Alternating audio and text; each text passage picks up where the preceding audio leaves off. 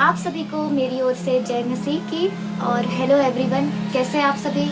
आशा करती हूँ कि आप सभी बहुत ही अच्छे होंगे, स्वस्थ होंगे, मस्त होंगे, अपने अपनों के साथ और अपने अपने कामों में व्यस्त होंगे। लेकिन व्यस्तता के साथ साथ हमें प्रभु की भी धन्यवाद करनी चाहिए।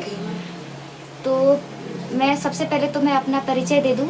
मेरा नाम है रूपवर्षा क्रिकेटा, ग्राम बोड़ापहरी छीरोपारा, जिला जशपुर छत्तीसगढ़, ब्लॉक बगीचा से हूँ मैं। तो आप सभी को मैं आज बता दूं कि बातें तो इतनी लंबी है लेकिन शुरुआत कहाँ से करनी चाहिए, तो ये तो कभी समझ नहीं आता है मुझे। लेकिन फिर भी आज मैं आप सभी को बताती हूँ कि मैं दृष्टिबाधित कैसी हुई और उसके बाद में मेरी पढ़ाई कैसे पूरी हुई और कैसी चल रही है। वो सारी बातें मैं आप सभी के बीच में आज शेयर करूँगी। उम्मीद है कि आप सबको अच्छा लगे। तो मैं सबसे पहले आप लोगों को आज बताती हूँ कि मैं दृष्टिबाधित कैसे हुई, ब्लाइंड कैसे हुई। जब मेरी मम्मी प्रेग्नेंट थी तब मेरी मम्मी को चिकन पॉक्स हुआ था, जिसे हिंदी में कहते हैं चेचक, या आम भाषा में उसको कहते हैं माता आई है, ऐसे बोलते हैं। तो बिल्कुल ऐसा जो बड़ा वाला चेचक था वो मेरी मम्मी को हुआ था। बहुत मुश्किलों से बहुत उन्होंने झेला और 9 महीने बाद जब मैं पैदा हुई तो शुरुआत के दिन में तो मैं ठीक थी, लेकिन बाद में फिर वो मुझे भी हुआ। और पहले ऐसा था, मेरा जो जन्म है वो 1998 का है। तो उस समय के समय में ऐसा था कि उतने ज़्यादा लोग शिक्षित थे पर उतने ज़्यादा नहीं थे, तो किसी को आइडिया नहीं था कि कैसा होता है, कैसा इलाज होना चाहिए, क्या होना चाहिए। तो ये सब इलाज मेरा नहीं हो पाया। इसकी वजह से फिर मेरी आँखों की रोशनी चली गई।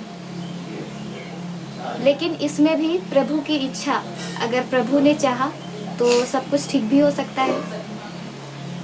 तो ये बात है। कहते हैं कि दृष्टिबाधित होना, दिव्यांग होना बहुतों के लिए कमज़ोर होता है। ये मतलब बहुत अफसोस होता है, लेकिन दिव्यांगता एक कमज़ोरी नहीं है। अगर फैमिली सपोर्ट हो तो सब कुछ अच्छा हो जाता है और ईश्वर का आशीष हो तो सब कुछ बहुत अच्छा होता है। तो मेरे साथ भी वही चीज़ है। मेरे जन्म के बाद दृष्टिबाधित होना वो तो अलग बात है, मैं हो गई दृष्टिबाधित, क्योंकि इलाज फिर बाद में मुझे बहुत जगह पर मुझे इलाज के लिए ले जाया गया। मद्रास लेकर गए, जबलपुर में जहाँ पर दीनाकरण आते थे, मोनू कुजूर जी, तो उनके पास भी लेकर गए थे। पर उन्होंने भी यही राय दिया था कि विश्वास करो, एक के प्रार्थना करने से कुछ नहीं होता। घर में पूरी फैमिली अगर बैठती है प्रार्थना में तो ज़रूर ठीक होगा। घर में मम्मी अकेली प्रेयर करने के लिए बैठती थी बचपन से ही, और इतने अच्छे तरीके से तो हम लोग बाद में जुड़े मसीह में, लेकिन मम्मी प्रार्थना करती थी। कृपा सिंधु करके एक पास्टर थे, उनके पास लेके जाती थी मम्मी, क्योंकि जन्म के बाद भी 1-1.5 साल में इंसान चलने लगते हैं, बच्चे बैठने लगते हैं। मतलब 1.5 साल 2 साल के उम्र में बच्चे उछल कूद करने लगते हैं। तो मेरे साथ ऐसा था कि मैं ना ही बोलती थी, ना ही चलती थी, ना ही बैठती थी, बस सिर्फ सोए रहती थी। तो प्रार्थना ही है, ईश्वर की कृपा है कि मैं नहीं चलने वाली लड़की, जब मेरी मम्मी कृपा सिंधु के पास लेकर गई थी तो प्रार्थना से ही मैं तुरंत खड़ी हुई, चलने लगी, बैठने लगी, और फिर बाद में फिर इस तरह से जो है मेरा बचपन मतलब बीता है। और मुझे हमारे घर में चूँकि बहुत गरीबी स्थिति है तो बहुत मुश्किल से पाला गया है, और सब लोगों की प्रताड़ना सहते हुए हम लोग रहे हैं। तो इसलिए मैं समझ सकती हूँ, लेकिन अपनी बातों को शॉर्ट में ख़त्म करूँगी। तो ये तो हो गई मेरी बचपन की बातें। 6 साल की उम्र, अब बड़ी होते होते 6 साल हो गए मुझे। तो 6 साल की उम्र में मुझे स्कूल पढ़ने के लिए भेजा गया, स्कूल में। हमारे टीचर्स जो थे, पहले ऐसा था कि सरगुजा जिला में आज तक ऐसा होता है कि बच्चों को पढ़ने के लिए ढूंढने के लिए आते हैं ना बच्चों को गांव में, क्योंकि वहाँ एक संस्था है, तो वहाँ से टीचर्स आए थे मुझे ढूंढने के लिए, तो मुझे लेकर गए। तो ऐसा था कि फैमिली में ऐसा होता है कि दिव्यांग अगर हो तो कहते हैं कैसे पढ़ेगी, पढ़ लिख के क्या करेगी, लेकिन समाज आजकल उस दृष्टि से नहीं देखते, समाज आजकल अलग नज़रिया से देखता है। आजकल दिव्यांग भी बहुत आगे हो रहे हैं, तो पहले ऐसा था, लेकिन उसके बावजूद मेरे घर वालों ने मुझे पढ़ने के लिए भेजा कि आगे बढ़ेगी, और प्रभु ने मुझे बहुत साथ दिया और आज तक दे रहे हैं, हर पल मेरे साथ रहते हैं। अगर मैं एक दिन भी प्रार्थना नहीं करूं, अगर कोई प्रोग्राम करने के लिए जाती हूँ ना, प्रार्थना नहीं करती तो उस दिन का मेरा प्रोग्राम जो होता है वो अच्छा नहीं होता है। तो इसलिए मैं प्रोग्राम के टाइम पे भी हमेशा प्रार्थना ही करती हूँ कि प्रभु मुझे शक्ति दो, इसलिए हमेशा प्रभु जी मेरे साथ रहते हैं। और स्कूल लाइफ एक होती है, बहुत बेस्ट लाइफ होती है, लेकिन मैंने बहुत ही मुश्किलों का सामना किया है स्कूल लाइफ में भी। 1 to 5th मैंने सरगुजा ज़िला में पढ़ाई किया, वहाँ से फिर मैंने 6th क्लास के लिए, जब 5th क्लास कंप्लीट हुआ मेरा, तो मैंने रायपुर ज्वाइन करने के लिए रायपुर गई हुई थी मैं। लेकिन रायपुर की कहानी अगर मैं आप लोगों को बताऊं तो ये है कि मैं एक्चुअली पढ़ने के लिए जाना ही नहीं चाहती थी। मेरे मौसा जी हैं जो आज आए हुए हैं, सिकंदर टोप्पो जी, वो मुझे बहुत समझाया करते थे कि पढ़ो, प्रभु है हमेशा साथ में, कुछ नहीं होगा तुझे। तो ये सारी बातें हैं। तो मैं गई भी, वहाँ ऐसा था कि कई लोगों के साथ ऐसा होता है कि पढ़ने जाओ या कहीं भी जाओ, नए नए जगह पे जाओ, तो एक दबाव होता है कि हमसे बढ़कर कौन। मेरे साथ भी कुछ ऐसा ही होता था, लेकिन मैं हमेशा प्रार्थना करती थी कि प्रभु कोई साथ नहीं देता तो क्या हुआ, आप तो मेरे साथ हो। तो ये सारी चीज़ें, और धीरे धीरे फिर सब लोग मेरे साथ मेल प्रेम से रहने लगे। देखते ही देखते 12th पास हो गई। वहाँ 7 साल कैसे बीता पता ही नहीं चला। और उन 7 सालों में 2012 में मैंने रायपुर ज्वाइन किया था स्कूल 6th क्लास के लिए। तो उन 7 सालों में 2017-18 में मेरा 12th पास मैंने हुई की है। तो उन 7 सालों में कहना चाहिए प्रभु ने मुझे ऐसे ऐसे तोहफे दिए कि उसका मुझे बयां करना भी बहुत मुश्किल है। मैंने कभी सोचा ही नहीं था कि फ़्लाइट में सफ़र करूंगी और दूर दूर तक मेरा प्रोग्राम होगा।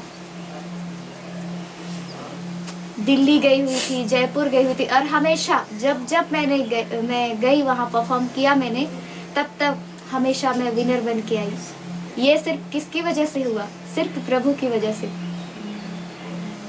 और फिर देखते देखते 12th पास करने के बाद पिछले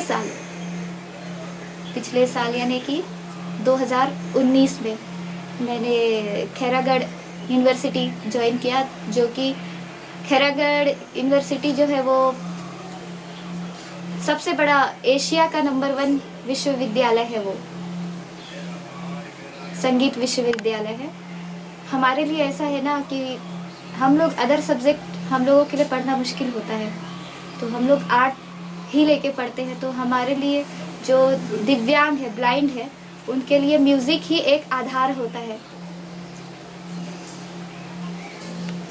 तो मैंने म्यूज़िक सब्जेक्ट लेके वहाँ पर पढ़ाई के लिए अपने लिए कॉलेज में अप्लाई किया मैंने।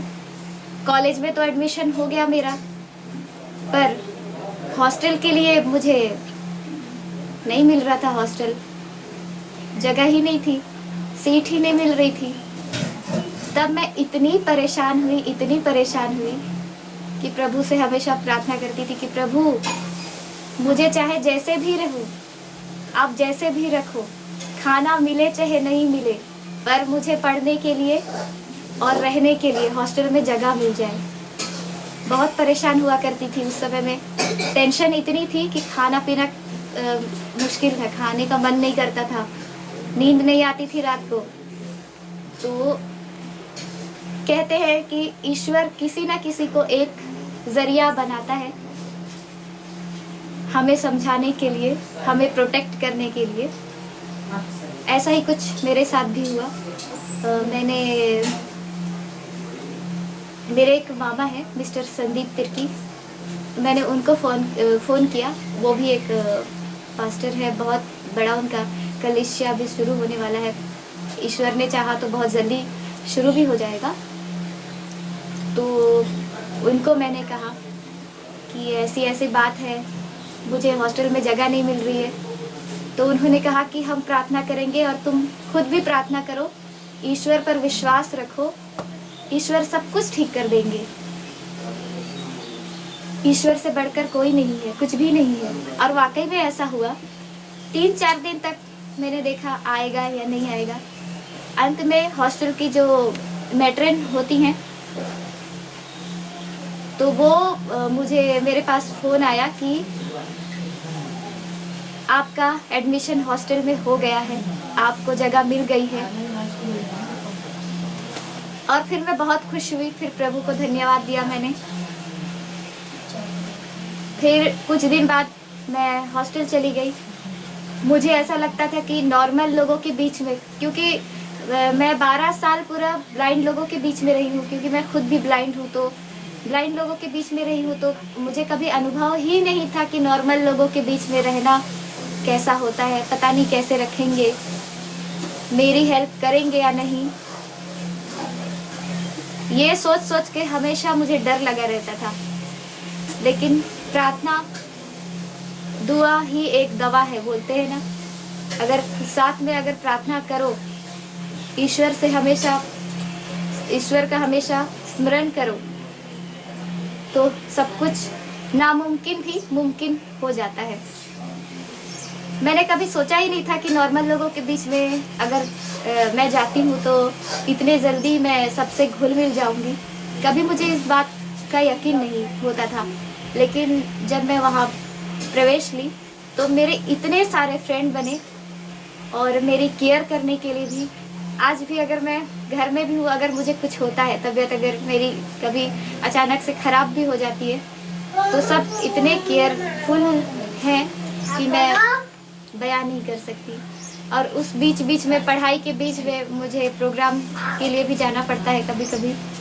तो वो सारी चीज़ें भी ईश्वर की बदौलत है कि मुझे इतने जगह जगह पे जाने का अवसर मिलता है। और मैं जब गाना गाती हूँ, चाहे कोई सा भी गाना गाऊँ, हर प्रकार के गाने पे मेरे गले में ईश्वर का वास हमेशा होता है, मेरे सुरों के साथ। ये मेरे सुर नहीं होते, सिर्फ ईश्वर के सुर होते हैं, जो कि मेरे कंठ में बसे हुए होते हैं हमेशा, और बसे ही रहेंगे। तो ये सारी मेरी जो बातें हैं, और मेरी जो सबसे बड़ी गवाही है वो इस साल की है। जब कोरोना वायरस के बारे में पता चला, तब सब के सब डरे हुए थे। और जब मार्च में होली का समय मेरी फ्रेंड के यहाँ मैं रुकी हुई थी, क्योंकि इतने दूर तो मैं घर आ नहीं सकती, और प्रोग्राम के बीच में हम लोग, ऐसा भी नहीं है कि पॉसिबल नहीं होता कि छोड़ के आए। तो मैं मेरी फ्रेंड के यहाँ रुकी हुई थी, अचानक से लॉकडाउन हो गया। मैं 2.5 महीने तक वहाँ फंसी हुई थी। कभी लगता था कि मैं घर जा पाऊंगी या नहीं, ऐसा ही साल बीत जाएगा, पर ऐसा नहीं हुआ।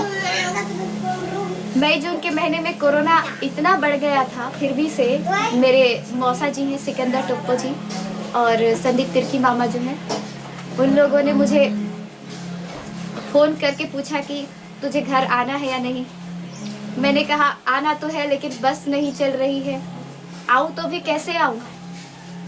तो ये सारी बातें हैं। तो उन्होंने कार का अरेंज किया और मुझे लेने के लिए गए हुए थे दुर्ग से। तो मैं कार में आई, मेरे जो अधीक्षक सर थे ना, उनके साथ आई हुई थी मैं रायपुर तक। रायपुर सर से लेकर आए हम मुझे, मेरे मौसा और मेरे मामा जी।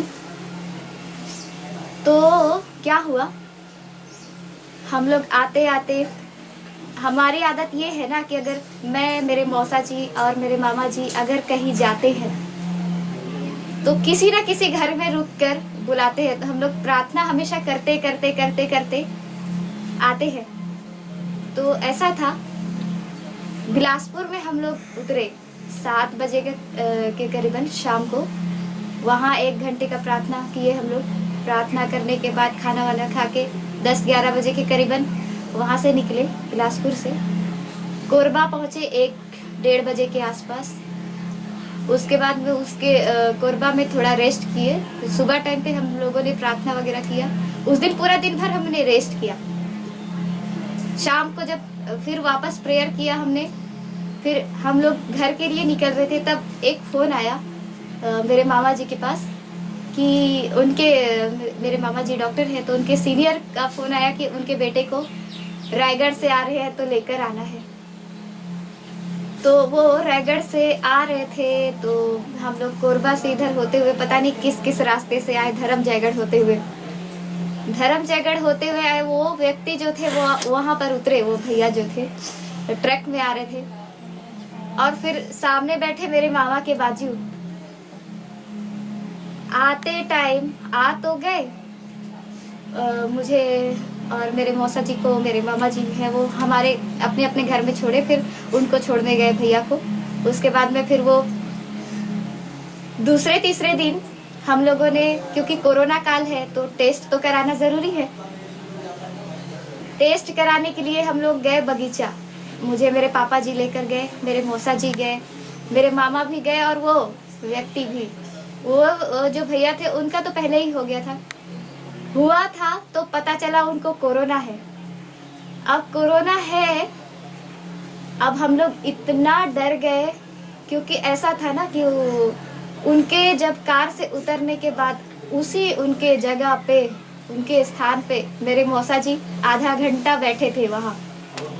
कहते हैं कि कोरोना ऐसी वायरस है कि किसी भी व्यक्ति को अगर है तो उसके संपर्क में अगर आ जाते हैं तो सामने वाले को भी कोरोना हो जाता है।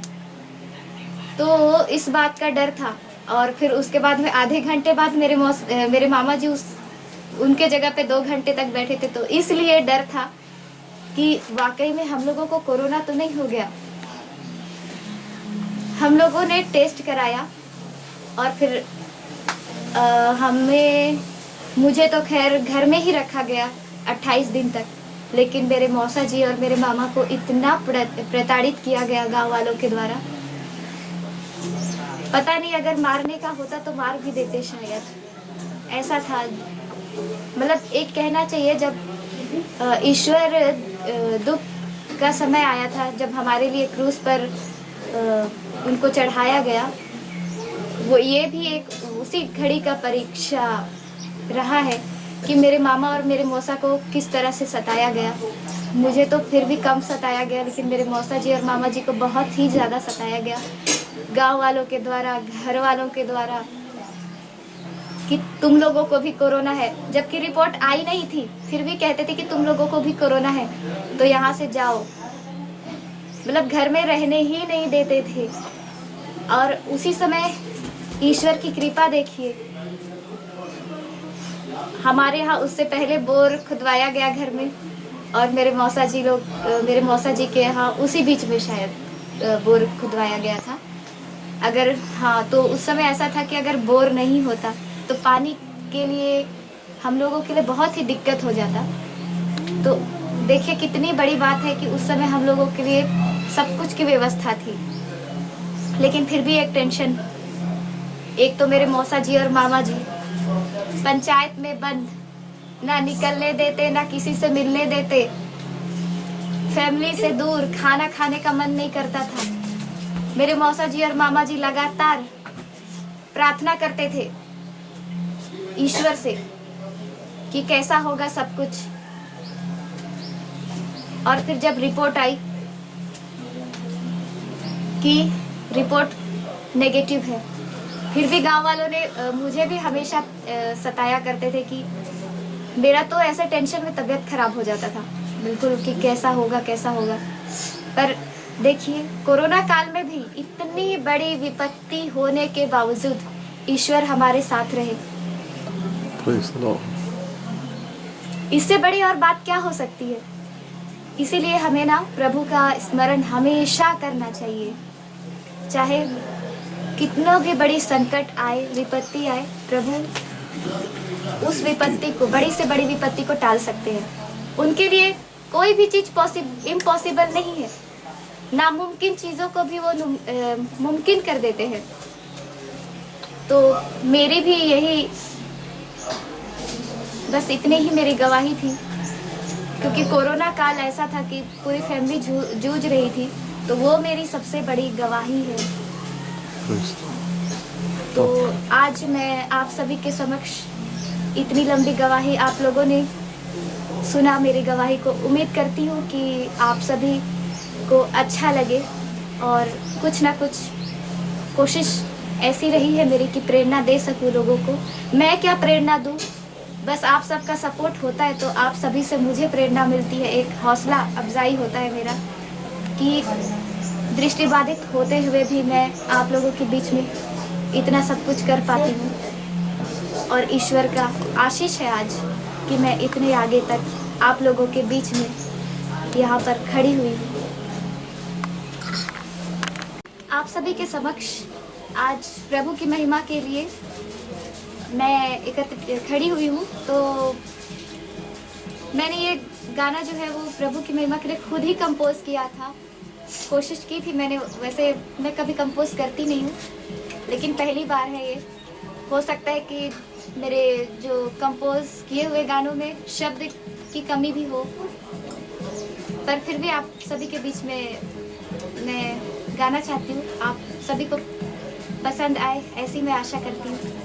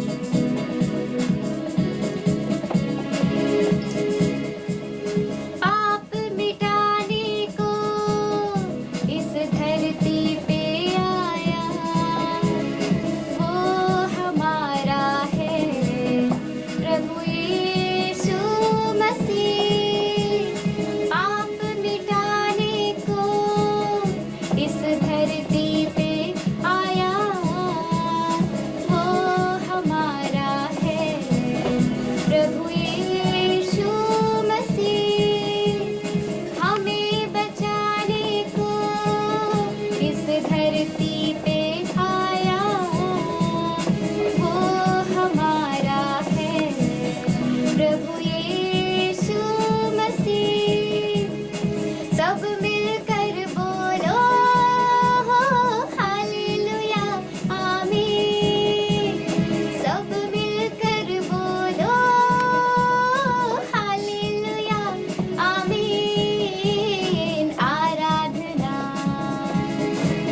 हम कर